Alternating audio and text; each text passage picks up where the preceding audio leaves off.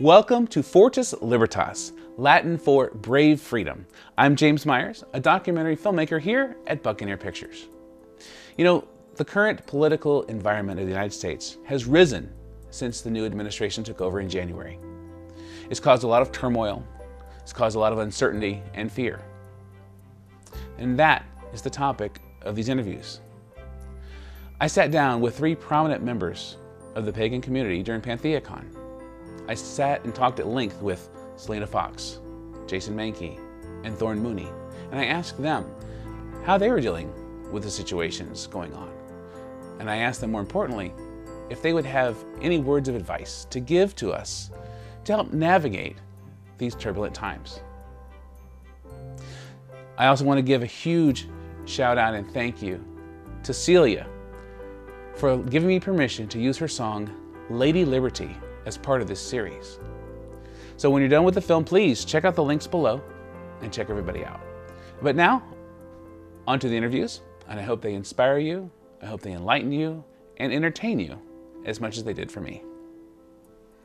I think the most important thing, and this is really blunt, but don't be a dick. That's a huge thing. You know, smile at people, talk to people, let them know that you're on their side. If you see a Muslim family, you know, say, hey, I'm happy that you're here, because you are happy that they're here. We have to stop alienating everyone. We have to stop saying all Trump voters are racists. We have to stop shutting the door on conversations, and we're getting really good at that. We're living in a little bubble that's as bad as a Fox News bubble sometimes. We have to get out of that. You cannot change hearts and minds by running and hiding in a closet.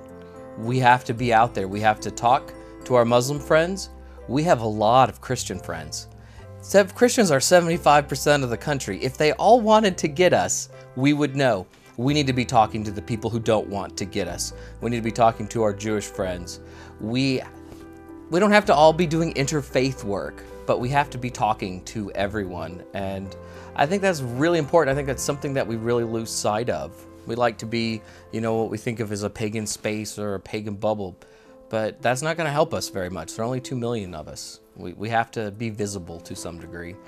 For those who are concerned about the chaos and some of the attacks on the basic freedoms, I have a new chant.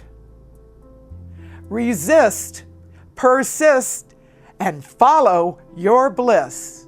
Resist, persist, follow your bliss. Resist, persist, follow your bliss.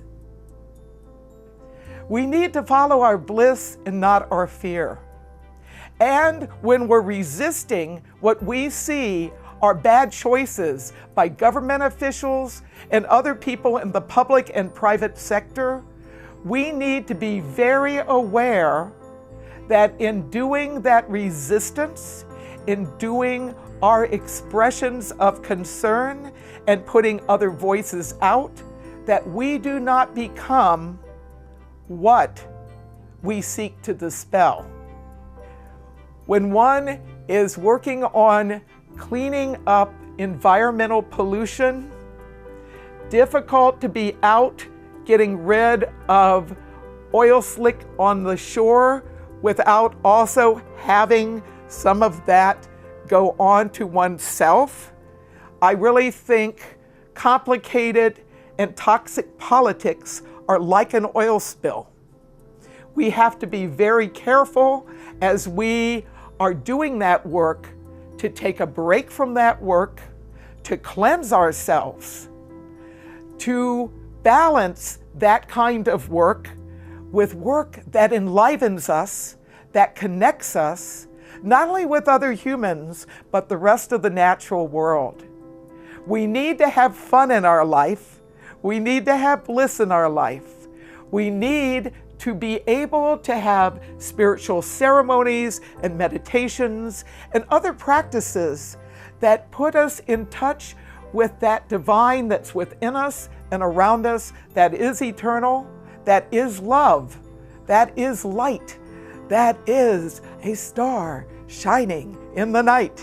Yes, we can embrace the deep mystery of the night and the magic of the stars, but we have to make sure that we don't shortchange ourselves as we do work to work for a better world. One technique that I've been sharing with people that have come to me that are fearful, that are angry, that are depressed, is to improve sleep hygiene, to withdraw from mobile devices and news and information consumption at least an hour before one goes to sleep. And then to do some activities that will aid the sleep, deep breathing, playing some nice music. The first weapon is knowledge. So the more familiar you are with how your government operates, how you fit into your own history and the role of the people in that history, that's going to be your best weapon moving forward. That's the foundation on which everything else is built. We need to be vigilant about freedom in our country. We need to uphold freedom of press, freedom of speech, freedom of assembly, freedom of religion. We need to be educated. We need to be informed about our freedoms. And we need to stand up, to speak out, to communicate, to dispel attempts to erode those freedoms. We have to be there and we have to be supportive of each other. We have to try to put away some of the little petty issues that are always creeping up, where we're always fighting each other. We have to kind of be unified. We have to help each other in these times. We have to be prepared to step up when somebody is threatened and to back them up. And that's hard to do. It's easy to say, hey, I'm going to be there for you. It's another thing entirely if it starts to get physical or financial or whatever else it is. But we really need to try to be a community instead of a bunch of communities, which we're often very good at. So hopefully we can get to that point. We're really good at looking at what we think of as big picture things without looking at how we got there. So we think about the presidential election, we don't think about smaller elections. We think about America as this giant entity without thinking about the state we live in or the city we live in or our local school districts. Everything starts at these local levels. So I would say as activists, as politically engaged people, think locally first. What can you do on those smaller levels, I think? And getting engaged at that level, that's something that anybody can do right now. It's really easy to make yourself feel overwhelmed if you think right away about the big picture. If you think about the smaller things first, it's a way to kind of ground yourself, right? Focus, slow your breathing, and do something that feels tangible to you right away. Maybe you can't fix the whole country, but you can fix your neighborhood. You can fix your school district. You can fix your city. Start there. A lot of times the votes that matter the most, we think of them as the presidential elections and things, but those off-year elections are so important, and there are entire swaths of America who don't show up to vote in off-year elections.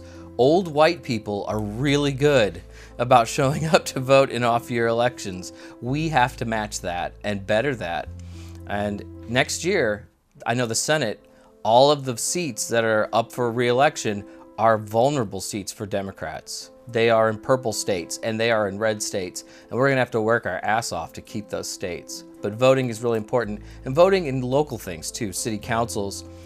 Voting for your school board is super important, because in some places you're gonna get creationism and other garbage back in school, and you need people on your school board who are gonna fight for books and the tools that students need to succeed. There are divine forces from the ancient pagan past that have been cycled into the American iconic experience. When we do the Pledge of Allegiance and call out liberty and justice for all, we're calling out the names of two ancient pagan goddesses. I have an altar at my home where I have American goddesses. Yes, they have a secular dimension, but I work with them in an ancient and contemporary pagan way. I call on Lady Liberty, goddess of freedom, by her ancient name, Libertas, as well as her Lady Liberty name. I not only have Statue of Liberty reproductions, but I have Liberty in some of her many faces that have appeared on coins and reproductions of coins and other types of public art.